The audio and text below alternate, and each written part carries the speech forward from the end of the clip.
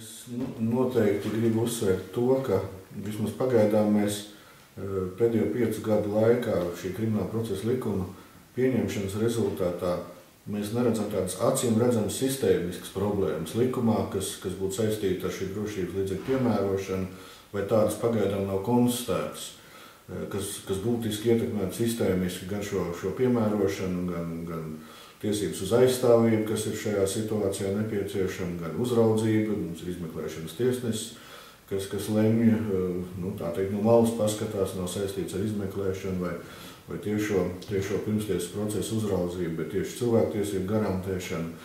Tas noteikti ir tas pozitīvais. Mēs jau esam tādā tik tālu attīstījušies juridiskajā domāšanā, ka mēs daudz runājam un diskutējam par to, kādai tad ir jābūt šai motivācijai, kā jāmotivē ir ierosinājums, kādai jābūt motivācijai tiesnesim, lai tas būtu saprotams. Un saprotams ne tikai tiesnesim, par ko arī šodien daudz tika tomēr runāts šī pētījuma kontekstā, ne tikai pašam tiesnesim, bet arī jebkuram sabiedrības loceklim.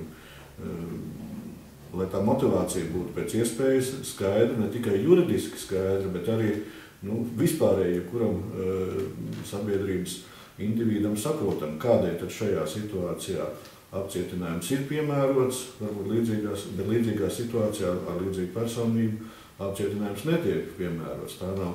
Tas nav obligāts krimināla procesa uzstādījums, tā ir iespēja, kā var rīkoties gan izmeklētājs vai procesa virzītājs izmeklēšanas tiesnesis. Nav jau mums tāda likuma pantu krimināla likumā, kad noteikti par šiem krimināla likuma pantiem noteikti būtu jāpiemēro apcietinājumi. Arī mani priekšstati ir attīstījušies par apcietinājumu, jo galu galā manu izmeklētāju bija saistīta ar to, ka vispār apcietinājumu prokurors sankcionēja, tie bija pietiekami ilgi gadi. Vēl 90. gadu sākums bija, ka apcietinājums sankcionēja prokurors, nākošais solis cilvēktiesību garantēšanas virzienā bija tas, ka tiesa, tagad izmeklēšanas tiesnesis, tā kā visa tā secība ir tā cilvēktiesības garantējošāk. Noteikti mēs jau šodien vairs visticamāk nevaram runāt par tādām situācijām, ka tiesnesis vienkārši nemotivētu pieņēma lēmumu, bet arī, kā te jau arī Judinkungs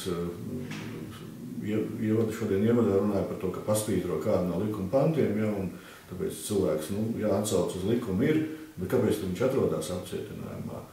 Tādu lēmumu es ceru, ka nav, bet tas, ka varbūt dažbrīd izmeklētājs tā domāšana, ka izmeklētājs uzskata, ka man būs vienkāršāk strādāt, tāpēc, ka būs apcietinājumā, tas noteikti ikdienā šur tur, šādi tad vēl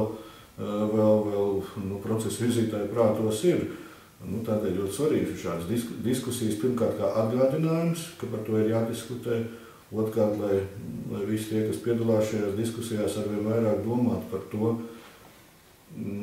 es uzskatu, tas motivācijas jautājums ir centrālais, un lai par to būtu pēc iespējas vairāk diskusiju un pēc iespējas vairāk juristu, gan izmeklētāju, gan advokātu, vienkārši domātu katrs no savām pozīcijām, un tad mēs varam būt drošāki par to, ka cilvēku tiesības šajās situācijās tiek iespējami maksimāli ievērotas.